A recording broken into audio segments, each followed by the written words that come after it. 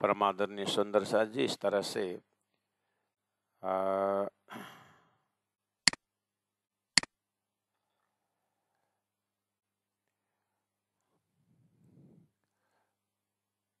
सार हम सार की ही बात कर रहे हैं कि हर जगह जो वेदों से जब सार ढूंढेंगे तो भागवत में प्रेम की बात रास में एंडिंग होता है। कतेब में भी सार उन 1.25 पैगंबर कहा जाता है। 1.25 पैगंबरों ने बहुत से बोला है कि मोहम्मद को आगमन में मोहम्मद ने एक यूनिक बात कही। उन्होंने खुदा से बात करते हैं और खुदा जब्राइल से मोहम्मद से कहलाता है। ऐसा डायलॉग है। मतलब वो भी 40 साल की उम्र से पहले तो पता नहीं वो उनका जीवन जैसा चला, लेकिन खुदा का दर्शन उनको 40 साल माना जाता है। उसके बाद ही वो पैगंबर प्रोफेट से परिचित होते हैं और उसके बाद ही वो उनका टाइटल मोहम्मद होता है। तो जब उनका उपदेश प्रारंभ होता है तो उन्होंने कहा है कि जितने भी भविष्य वक्ताएं हैं वो सब मेरे अंदर आकर के बोल रहे हैं और खुदा से बात करते हैं। और जब्राइल बोलता है उनके शैली में कि मोहम्मद, मैंने फलना पैगंबर से ये काम करवाया, फलना पैगंबर से ये काम करवाया, अब तुमको ये काम करना है। इस तरह से प्रस्तुत होते हैं उन आयतों में मोहम्मद।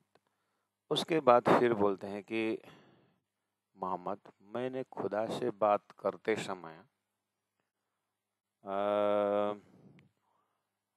मैं नासुत से मलकुत गया, मलकुत से जबरुत गया, जबरुत से मैं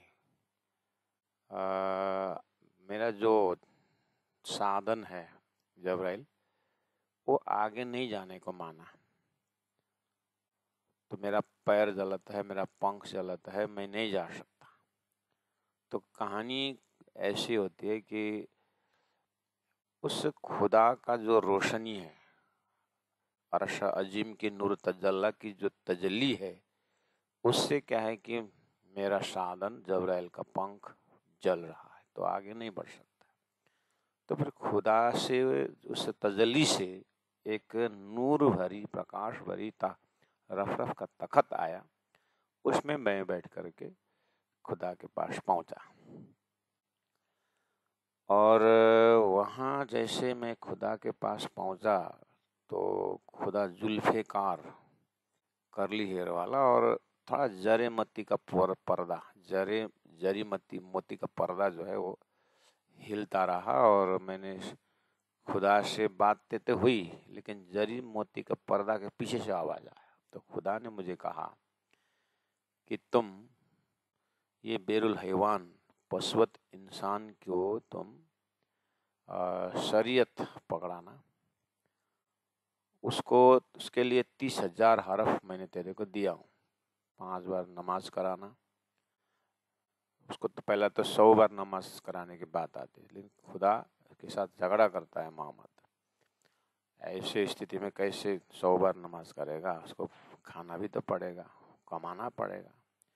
तो फिर 50 साल हाफ करते हैं, नहीं होगा, 25 नहीं होगा, 12 नहीं होगा।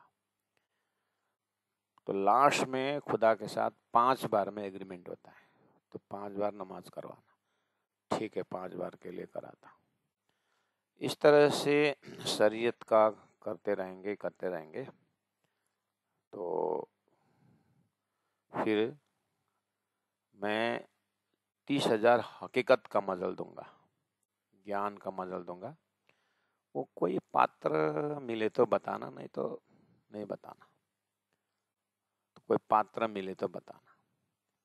तो उसमें मोहम्मद साहब जीवन भर उस हकीकत का मजल सुनाने के लिए ढूंढते हैं। तो 30,000 हकीकत का मजल हुआ, 30,000 अरफ। और ये जो 30,000 तेरे को मैं सुना रहा हूँ, ये मेरा मार्फत है। शरीयत, तरीकत, हकीकत, मार्फत में मार्फत। तो देखिए, ये बस तेरे को विश्वास दिलाने के लिए कि मैंने मार्फत रखा, सुना रहा हूँ। लेकिन दिल में रखना, बुद्धि में मत चढ़ाना, और किसी को बोलना ही नहीं। ये तो मैं खुद आकर के खोलूंगा मार्फत करके। 90,000 मैंने सुना, लेकिन कुरान में 60,000 ही हरफ रखा। तो मोहम्मद बहुत चिंतित हो जाते हैं। तो जब वो उस अपने होश में आते हैं, तो जुल्फ़िकार का वर्णन है। और ये सारी जो जाना और बातें करना, ये सब हकीकत का मजल है। तो हकीकत का मजल के लिए तो फिर खुदा से बातें होती है कि कब आओगे हकीकत खोलने के लिए। तो पहला शरीयत से धरती को पवित्र कर, बेरुल हैवान को इंसानियत बना। तो थोड़ा जंगल साफ कर, तेरे जाने का 1000 साल बाद आकर के मैं मार्फत का ज्ञान दूंगा। तब तक तैयारी करके जंगल एकदम फर्टिलाइज बना। एक ही साथ बीज नहीं डाला जाता, पहले जमीन को साफ कर। ऐसा खुदा ने मुझे आदेश दिया है, इसीलिए मैं हकीकत का मजल तो क्या करूं, हकीकत का मजल। तो फिर अपनी लड़की फतिमा का पति जो है अली, दामाद, तो अली और फतिमा को उन्होंने जीवन भर उनका मतलब सेवा की। तो हजूरी बन करके जो बैठे, तो अली को मोहम्मद ने वो हकीकत का मजल बताया। हकीकत का मजल क्या था कि मोहम्मद को ध्यान में नासुत मल को जबरूत होते हुए जाना, और मैं लाहौत में पहुंचा। लाहौत से और आगे गया था, हाउत में खुदा बैठा था, और खुदा से मेरे ऐसे अंतरंग में बातें हुई। 1000 साल बाद आकर के मार्फत खोलेगा, मार्फत बताएगा, मार्फत को मेरा अधिकार नहीं है। इस तरह की रूहानी बात जो है अली से बात करते हैं। तो अली उस चीज को चिंतन करता है। फिर उसके बाद तो मोहम्मद चले गए। 1000 साल बाद रूह अल्लाह इमाम में आने की बात भी वहां पर रख दी हकीकत के मजल में। तो फिर अली ने चिंतन किया, तो अली ने अपना लड़का जो है, अपना 2 लड़के, क्या उनका हसन और हुसैन, हसन और हुसैन 2 लड़के थे। हसन तो लड़ाई में मर गया।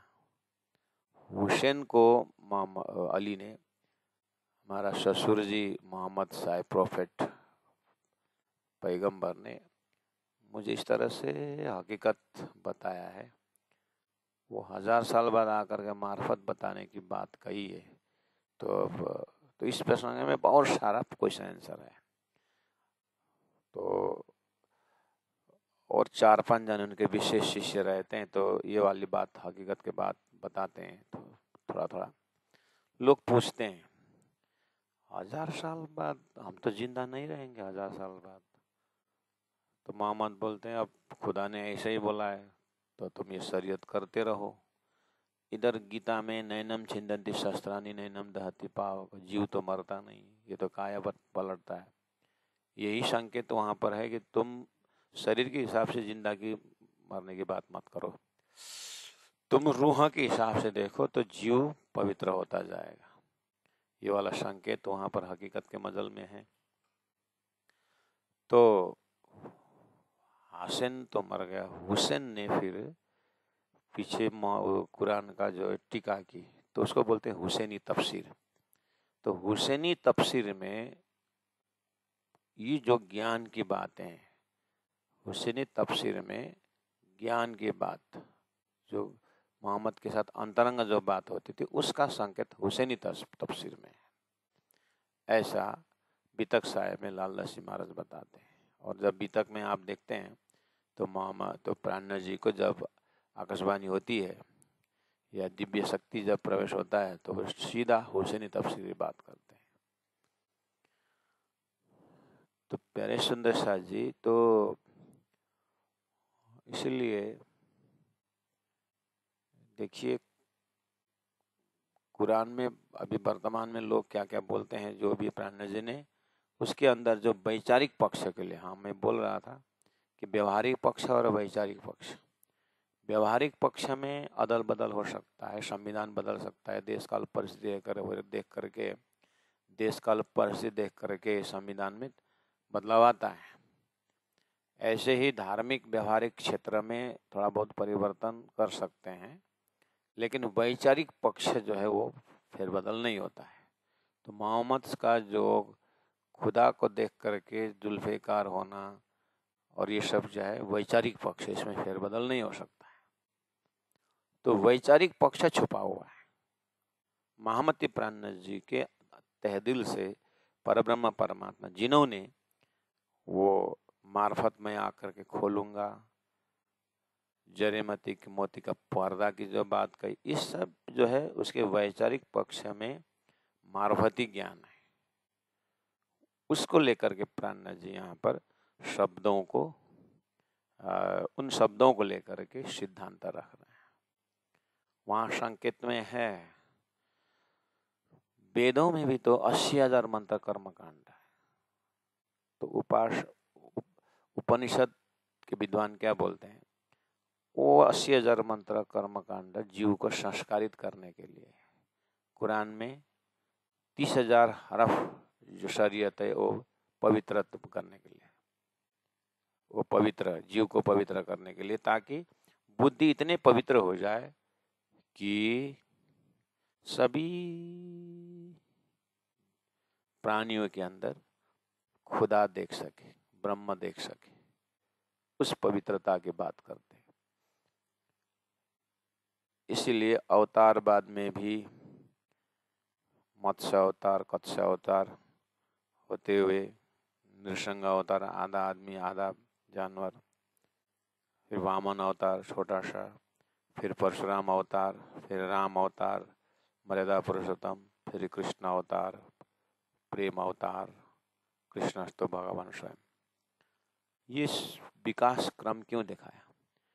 हर मनुष्य के जीव के विकास में मनुष्य शरीर में आया हुआ चेतना अपूर्ण विकास, अब आगे देवता, भगवान, फिर आगे परब्रह्म परमात्मा का उस सुपर कॉन्शियसनेस, अक्षरातीत परब्रह्म परमात्मा के धाम स्वरूप लीला में अपने आत्मा को उस जगह पहुंचाना, ये विकास क्रम का पूर्ण विराम की बात महामती प्राणनाथ जी वहां खड़े होकर के बोलते हैं कि संपूर्ण विकास क्रम का अंतिम धरती से है। तो प्राणनाथ जी महाप्रभु ने शास्त्रों को, इन चीजों को, वेद हो चाहे कथे हो, सदगुरु महाराज को जो तारतम महामंत्र तारतम ज्ञान दे करके जो परमधाम की बातें दी, तो सदगुरु महाराज ने ओहो ये दिव्य धाम का, हाँ ये दिव्य धाम से ब्रह्मात्मा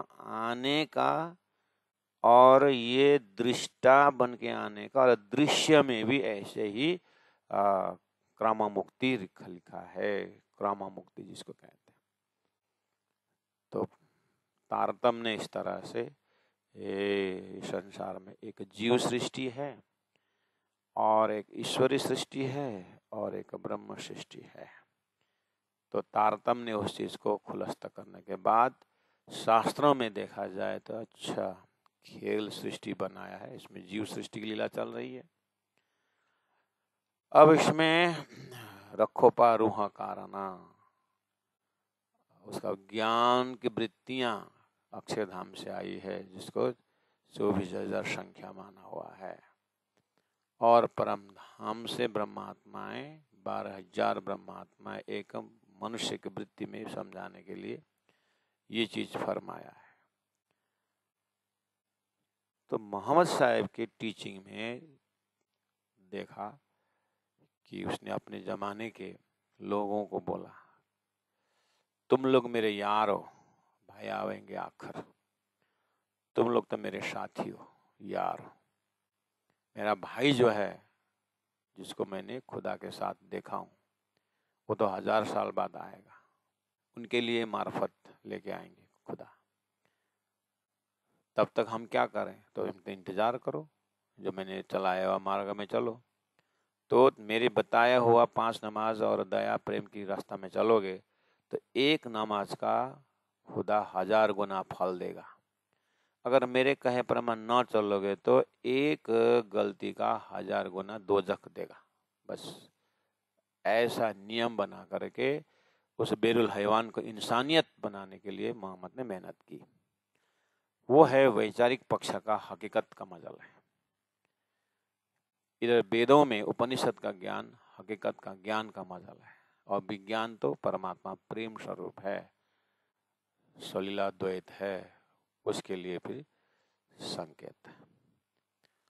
तो तारतम वाणी ने अभी तक के प्रयास को, वेदों को, कतेबों को, जो एक पूर्णमदः पूर्णमिदम का संदेश है, तो एक फुल्ली विकसित आत्मा का आनंद की बात है, ये सब महाकारण से रिफ्लेक्शन हो रहा है। तो तारतम ने वो महाकारण खोलने पर सब अर्थ लगा कि वास्तव में इसका सार क्या है, कहाँ की ओर लक्ष्य कर रहा है।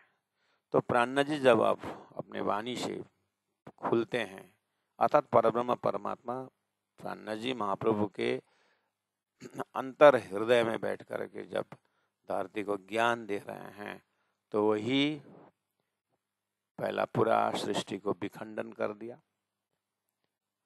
और अलग अलग मजहबों में, अलग अलग संप्रदायों में बंटवा दिया,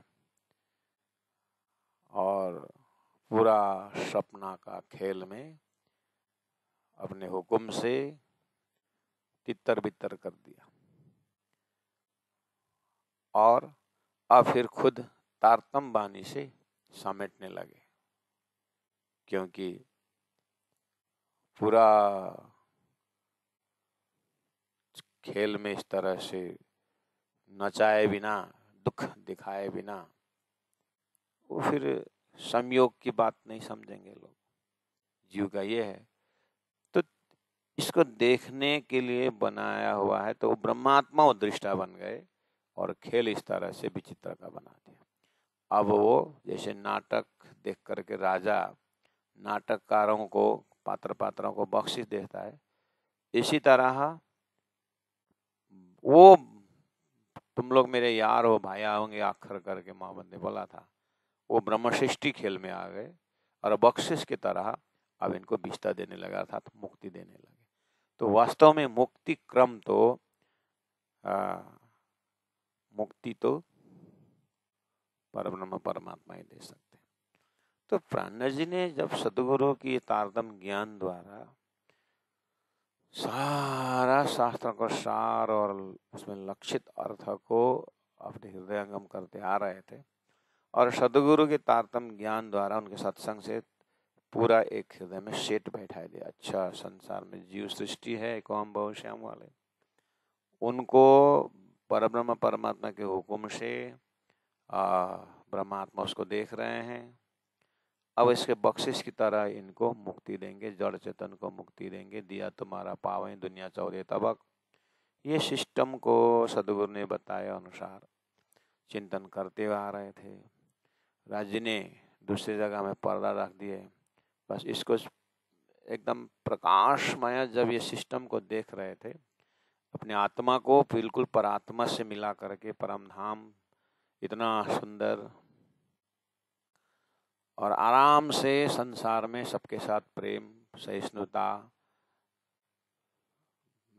सब इस तरह से जीवन जी रहा, चल रहा था, सबको आनंद आ रहा था तारतम द्वारा परम धाम की बातें।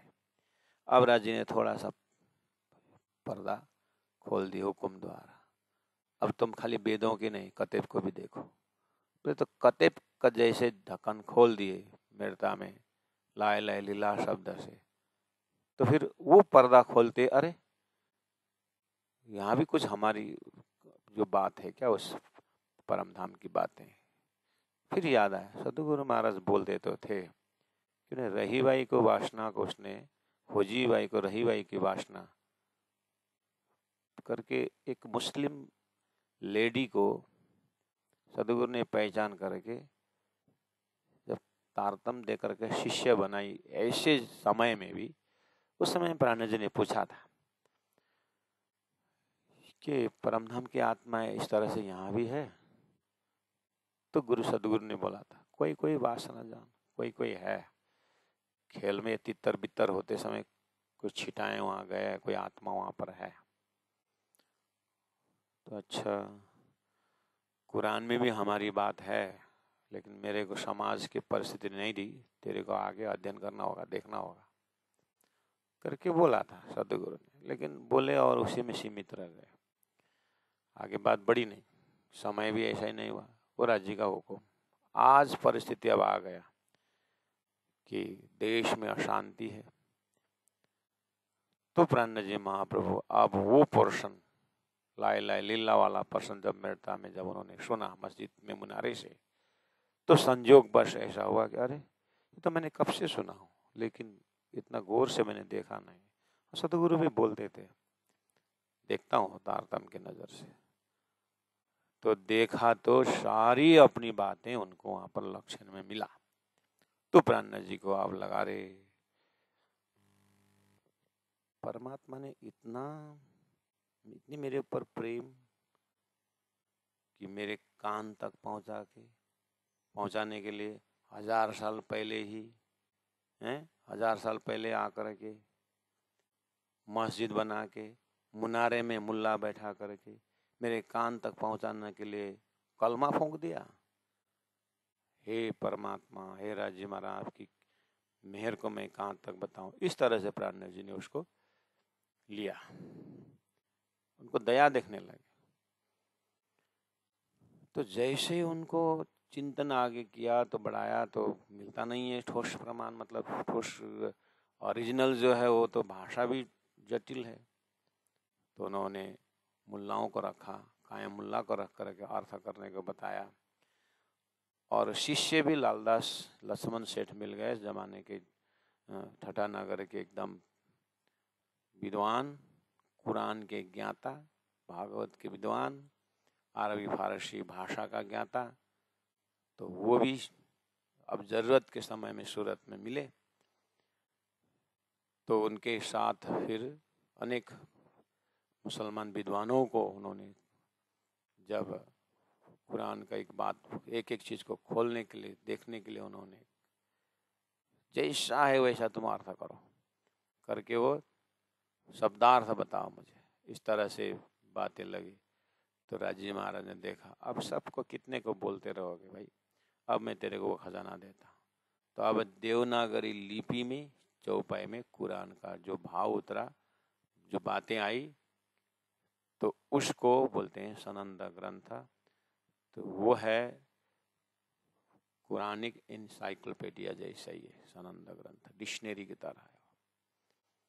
तो सनंद ग्रंथ के पश्चात अभी 1735-36 के सनंद का अवतरण है।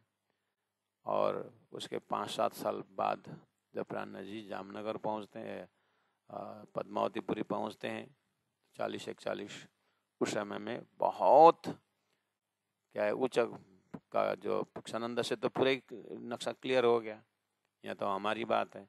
तो जैसे सनंद ग्रंथ आया, प्राण जी ने कलश ग्रंथ, और कलश ग्रंथ जो वेदों का सार है, ऐसे सनंद ग्रंथ को टैली किया दोनों को, क्योंकि वो दोनों उत्तरी हुई वाणी है, अपने खुद कंपोज की वाणी है ही नहीं।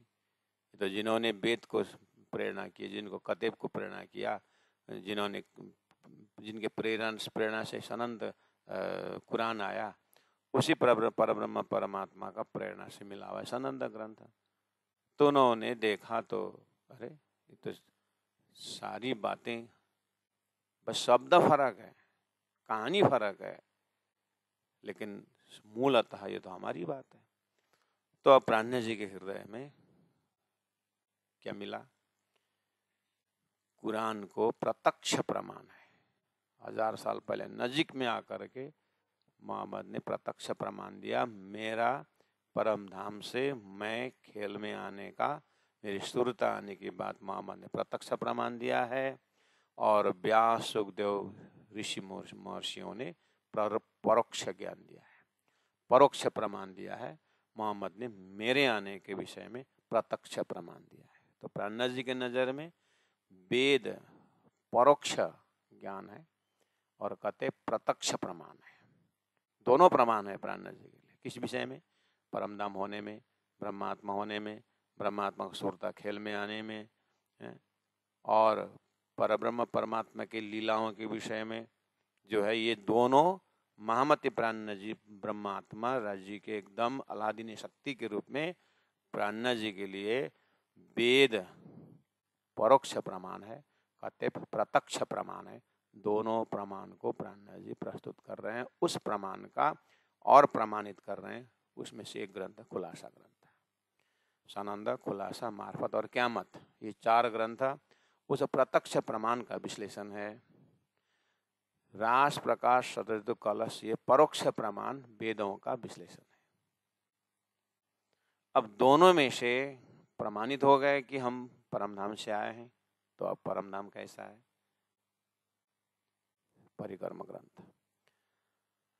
अब उस ब्रह्म के धाम में मैं ब्रह्मात्मा और मेरे परमात्मा, मेरे राजी, मेरे मालिक के साथ मेरी ब्रह्म लीला, मेरी लीला कैसी है, कैसे हम वहाँ रहते हैं, कैसे हम ब्रह्म के साथ आनंद मग्न में रहते हैं, उसका जो है खिलवत ग्रंथ में उस प्रेम संवाद की बातें आती। उस ब्रह्मानंद रस को कैसे अनुभव करते थे, उसको सागर ग्रंथ में डुबा दिया है। वो परब्रह्म परमात्मा का श्रृंगार कैसा है, श्रृंगार ग्रंथ ही दिया है। इस तरह से परोक्ष प्रमाण से पिंड ब्रह्मांड पार करते हुए, आत्मा होते हुए परात्म परमात्मा तक की यात्रा प्राणनाथ जी ने परोक्ष प्रमाण वेदों से लिया। इधर वजूद, वजूद से रूह, रूह से खुदा, नाथसुद से मलकुत, मलकुत से जबरूत, जबरूत से लाहुत, लाहुत से हाउत। वो हाउत में जुल्फेकार अमृत स्वरूप अर्थात किशोर स्वरूप, उन्होंने अमृत बोला, वेदों ने किशोर बोला। उस अमृत स्वरूप परमात्मा खुदा, वो रूह, तो प्रत्यक्ष प्रमाण से रूह शब्द होते हुए खुदा रसजिम परम नाम, वही बात वही पहुंचे। परोक्ष प्रमाण वेदों से आत्मा परात्मा होते हुए परम धाम पहुंचे। प्राणनाथ जी ने बात तो एक ही है, तो लड़ाई किस चीज की? तो समझाने लगे कि जुदे जुदे नाम गावे, जुदे जुदे बेसाने, जिनको झगड़ हुए आप में धनी सबों का एक। बस अपने अपने ग्रंथों से तुम पर ब्रह्म को चिंतन करो, तुम अरस अजीम की बात करो, वहाँ खुदा की लीला, परमात्मा की लीला मोहम्मद ने बोला है। लेकिन ये तो प्राणनाथ जी को सनंद ग्रंथ, खुलासा ग्रंथ से सब प्रश्न हुआ। जिन्होंने वो 1000 साल बाद आकर के बताएंगे करके बोला, तो 1000 साल भी हो गया, बात भी आ गई। तो फिर मोहम्मद की भविष्यवाणी को प्राणनाथ जी ने देखा तो ओ हो, इनको तो क्या पकड़ाया था। वो तो मोहम्मद ने बोला था एक जगह कि मूसा पैगंबर जाने के बाद उनको 71 फिरके हुए थे। उसके बाद ईसा आए, ईसा जाने के बाद 72 फिरके हुए। अब मेरा भी संकेत वही मिल रहा है, मेरे जाने के बाद ये 1000 साल के बीच में 73 फिरके हो जाएंगे। मोहम्मद ने बहुत से बोल दिया है। फिरके मतलब संप्रदाय, क्योंकि मोहम्मद से बहुत पहले आए मूसा। तो मूसा ने तो एक खुदा की बात की थी और रुमाल में आकाश दिखा करके वो खुदा का घर दिखाते थे। मोहम्मद मूसा, उन्होंने एक एकेश्वरवाद की बात की थी। वेदों में तो एकेश्वरवाद है ही, एकम सद विप्रा बहुधा वदंती। उसके बाद ईसा आए, ईशा ने भी भविष्य बोला। तो अब मोहम्मद आ गए। तो मोहम्मद आते समय तो मूसा का भी गतिविधि देखी थी, मूसा के शिष्यों को, यहूदियों को, और ईसाइयों को भी देखा था मोहम्मद ने। लगभग 400-500 बाद आया है, 400-500 वर्ष बाद आया है ईसा से मोहम्मद साहब। तो उन्होंने सभी पैगंबरों का सार कुरान में रख दिया और भविष्य बोले कि अब कोई पैगंबर नहीं आएगा, एक रूह अल्लाह आएगा, जो कुरान, जो बाइबल बोल रहा था कुरान रूह अल्लाह आने का है, वो आएंगे, और मैं बोल रहा हूँ इमाम आएंगे और वही मार्फत बताएगा। तो प्राणनाथ जी ने देखा, अच्छा ये भविष्यवाणी मेरे ऊपर है। तो प्राणनाथ जी ने तारतम्य वाणी द्वारा तो उन शब्दों को वहाँ पर भविष्यवाणी के लिए कैसे कैसे शब्दों से बताया है, उसको यहाँ पर प्राणनाथ जी बताते हैं। तो कृपा करके ये जो प्रसंग आता है, जो शब्दावली आता है, तो वहाँ पर कोई भविष्यवाणी है इसी के अंदर हुआ आता है, कोई होगा करके आता है, तो थोड़ा उस उतरी हुई वाणी है, कोई कंपोज किया हुआ ऐसा नहीं है। धीरे से किसका शब्द यहाँ रिपीट हो रहा है, किसका प्रसंग लेके आ रहा है, उस चीज को शांत दिमाग से सोचना पड़ेगा। इसीलिए ये होता फुरमाया हक का, परमात्मा ने जो भविष्यवाणी फुरमाए हैं 1000 साल बाद आकर के होने के बाद जो किया खुलासा है, उसी का हम खुलासा कर रहे हैं कि हादी ने जाहिर, वो कुरान के जो हादी है गुरु मोहम्मद साहब ने जाहिर किया, और किया हादी ने जाहिर, वही सदगुरु देवचंद्र जी महाराज हादी ने जाहिर किए हैं। जब प्राणनाथ जी ने देखा कि सदगुरु महाराज ने बिना कुरान पढ़े सारा परम धाम की बातें, वेदों का सार सार निकाल करके दिया। अब मैं जो चीज परम धाम बोल रहा हूँ, अभी जब सनंद उतरा, जब मैंने हदीसों को देखा और मुल्लाओं से बात की, उनका पूजा करने का ढंग को मैंने शब्दों को देखा, अरे वो तो कुरान में तो बोल रहे हैं, जैसे परमात्मा परम ज्योति परम धाम परागति करके वेदों में, और हिंदू या वो वेदों को पढ़ने वाले क्या बोलते हैं, परमात्मा निराकार है। जबकि चिदादित्यम किशोरांगम परिधाम विराजितम करके किशोर स्वरूप बात करता है शास्त्र, और पकड़ने वाले ब्रह्म निराकार है बोलते हैं। ऐसे ही वो अमृत स्वरूप बोलते हैं कुरान, मोहम्मद खुदा से बात की और बोलते हैं बेछवि, छवि नहीं है। तो पुराण ने देखा ये जीव भी कर्मकांड से ऊपर नहीं उठा है, बात है वहां पर। इसलिए जिन जानो शास्त्रों में नहीं है, शास्त्र में सब कुछ, पर जीव सृष्टि क्या जाने जिनकी अकल है तो चाहिए।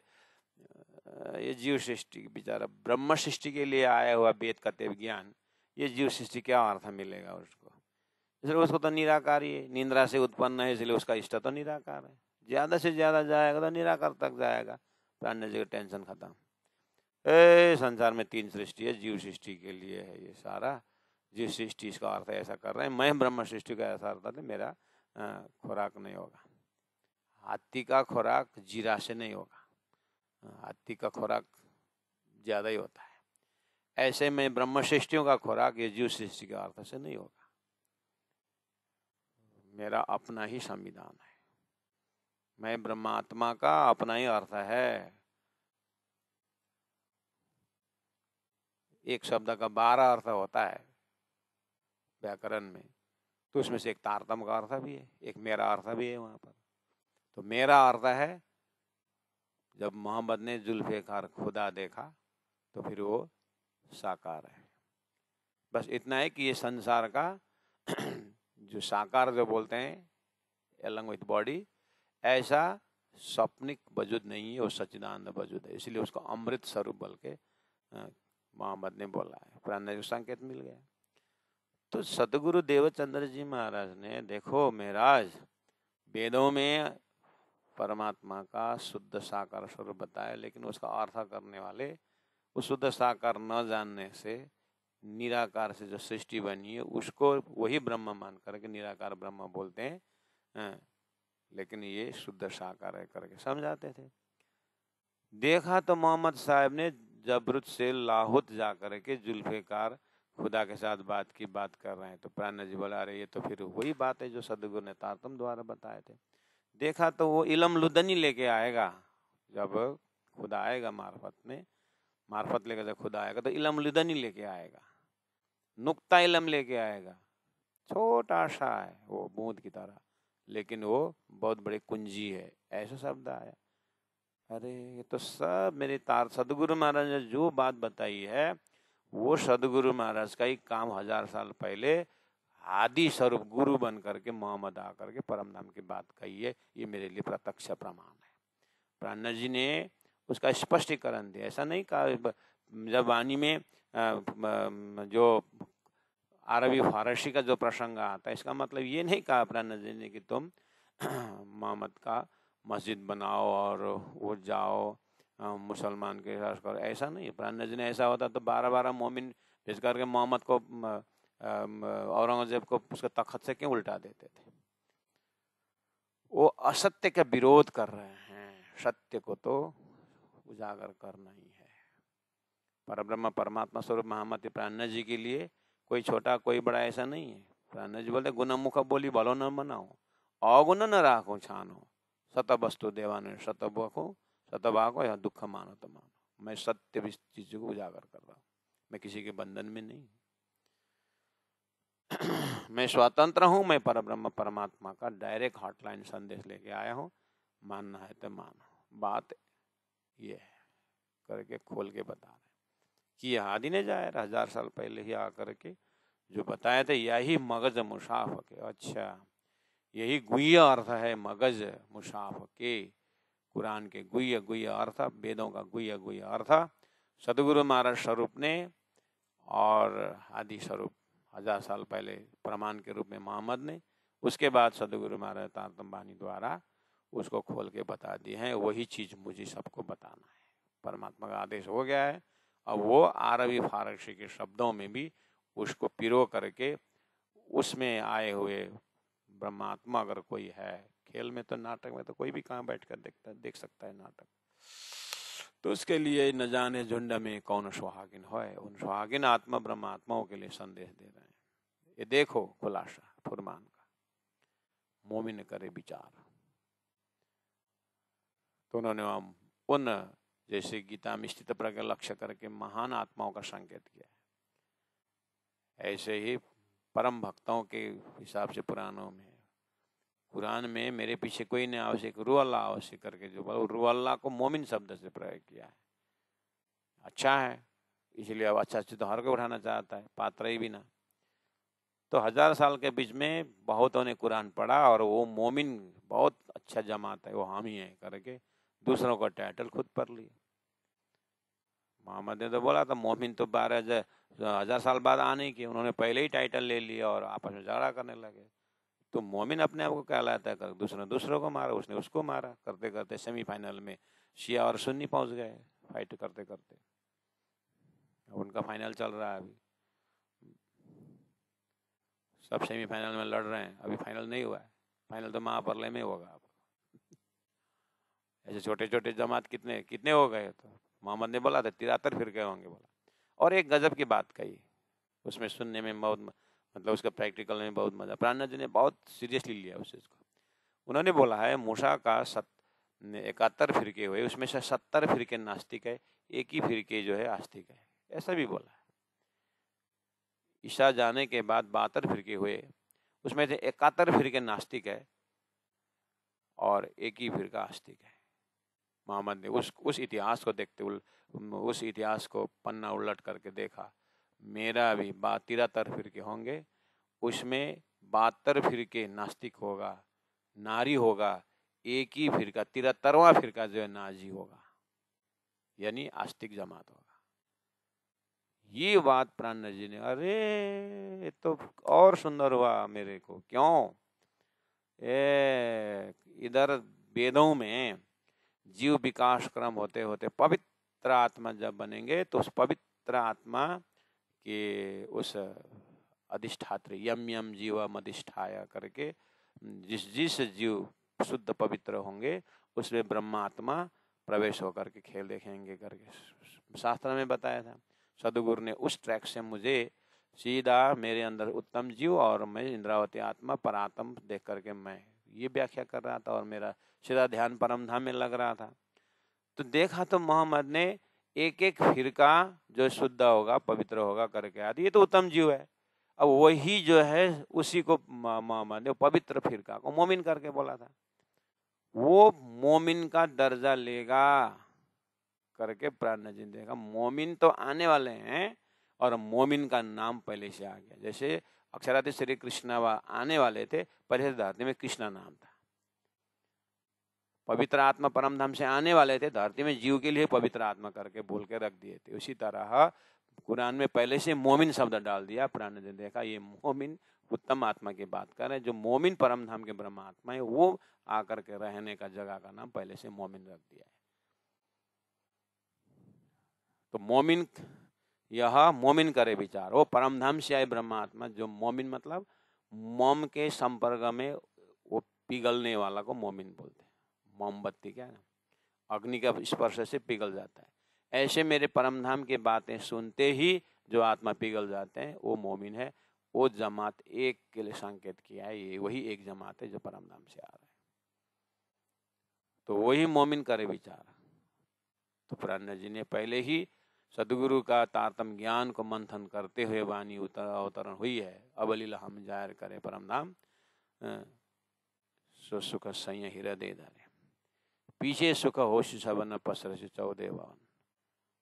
तो वो ब्रह्म जो सैया बोला, ब्रह्म सृष्टि बोला, बहुत सारे नाम उपासना बोला, लाडलियां लाहुत की बोले, ऐसे बहुत सारे बहुत से वाणी सुंदर सुंदर शब्द है। तो प्राण जन उन सुंदर शब्दों को लेकर के परम धाम के ब्रह्मात्माओं का चिंतन कराया कि मोमिन करे विचार बोले थे, वही मोमिन ब्रह्मात्मा विचार करने। रूहें हक सूरत दिल में ले, बस यही रूहें हैं जो हक सूरत दिल में लेंगे। तो उनको तो मोमिन थे नहीं, मोमिन का खाली भाष शब्द आया था, मोमिन थे नहीं। तो उन्होंने बेछबी बेनीमुन करके खुदा का स्वरूप नहीं ये नहीं है करके बोल रहे थे, जबकि मोहम्मद ने खुदा से मैंने बात करके आए, जुल्फेकार है करके बोला है। तो प्राण जी ने देखा मोहम्मद ने वो संदेश जुल्फेकार स्वरूप मेरे लिए बोला था और ये जीव सृष्टि 1000 साल तक ये लोग बस झगड़ा करते रहे, आपस में लड़ते रहे। तो खुदा का स्वरूप बोलता है ऐसा वैसा। तो उसमें से एक जमात सूफी परंपरा भी निकल गया और सूफी भी एकांत में चला गया वो झगड़ा को न देखते हुए। इस तरह से प्राण जी ने रूहें हक सूरत दिल में लाई। वो जो परमधाम की रूहें हैं वो तो हक का स्वरूप दिल में लेंगे, क्योंकि उनको इलम लुदनी की बात हो गई है। सदगुरु महाराज ने तारतम द्वारा वो स्वरूप दिए हैं। तो खुलासा ग्रंथ में उसी कुरान का शब्दों का स्पष्टीकरण कर रहे हैं कि रूहें और कोई नहीं है, परमधाम की ब्रह्मात्माएं हैं। और हक सूरत स्वरूप सुंदर सनकुल सकोमल रूह देखने न खोल नूर जमाल। परमधाम की श्री राजी महाराज का स्वरूप दिल में लई, ये मोमिन दिल में लेकर के छोड़ी दुनिया का मुर्दार। मोमिन तो ऐसे हैं कि ये संसार को शमशान घाट करके छोड़ देंगे करके मोहम्मद ने बोला था मोमिन के लक्षण के लिए। प्राण जी ने बोला वो तो हमारी बात है। 14 तबक होशी कायम। उसके बाद मोहम्मद ने जो मार्फत जाहिर होगा ना, खुदा जब आएंगे ना, तो वो मार्फत परब्रह्म परमात्मा का धाम स्वरूप लीला के बात बता करके वो शुद्ध साकार परमात्मा का लक्ष्य और वो धाम दे करके वो अरश अजीम की नूर तजल्ला की तजली की व्याख्या करके ये 14 तबक 14 श्लोक जो है ना अखंड कर देंगे बोला था वो मार्फत वाला। तो प्राण जी बोल रहे वो हमारी तो बात है। इन नुक्ते इलम हुकुम, ये नुक्ता इलम करके बोला था। और नुक्ता इलम क्या है? वही परम धाम की बातें, तारतम महामंत्र है, उसको नुक्ते इलम करके वो हुकुम परमात्मा के हुकुम ने फरमाया था। तो प्राण जी ने वाला वो तो हमारी बात है।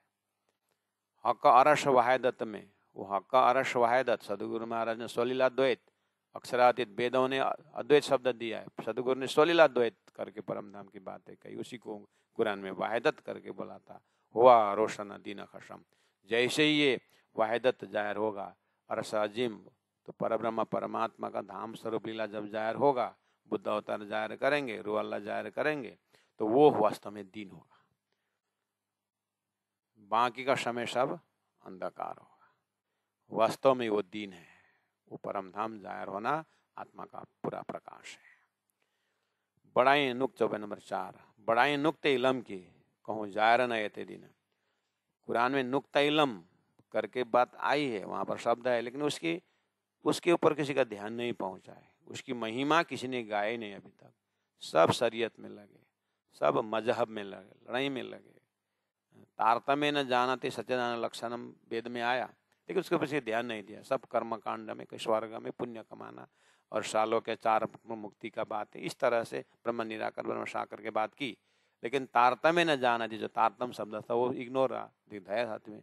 सदगुरु महाराज को तारतम्य न जाने अच्छा लगा, क्योंकि परब्रह्म परमात्मा में तुमको तारतम महामंत्र दे रहा हूँ। तो उससे पता चला कि ये तो परब्रह्म परमात्मा ने उन ब्रह्मात्माओं के लिए चाबी रखे हैं, और जो तारतम वाणी जो दिए, सारा धर्मशास्त्र ताला है, और तारतम चाबी जैसे ही खोले तो फिर सभी ग्रंथों से ब्रह्मात्माओं को अपने घर की याद आ गई। तो अरस हक अरस वायदत में हुआ रोशन दीन खशम। बड़ा नुक्ते इलम की कहूँ जाहिर न येते दिन, खोले द्वार खिलवत के। खिलवत कुरान नजर बहुत सुंदर लगे शब्द है कुरान में। खिलवत, खिलवत मतलब घर। तो वो नुक्ता इलम से घर का ताला खोलेगा, ऐसा बात। अरे वो तो सदगुरु महाराज ने परम धाम की चाबी खोल दी तारतम वाणी द्वारा। तो वही तो बात है, यही कुंजी बक्का वतन, यही कुंजी है, ये तारतम की चाबी है, मास्टर की है। बक्का मतलब अखंड वतन मतलब घर।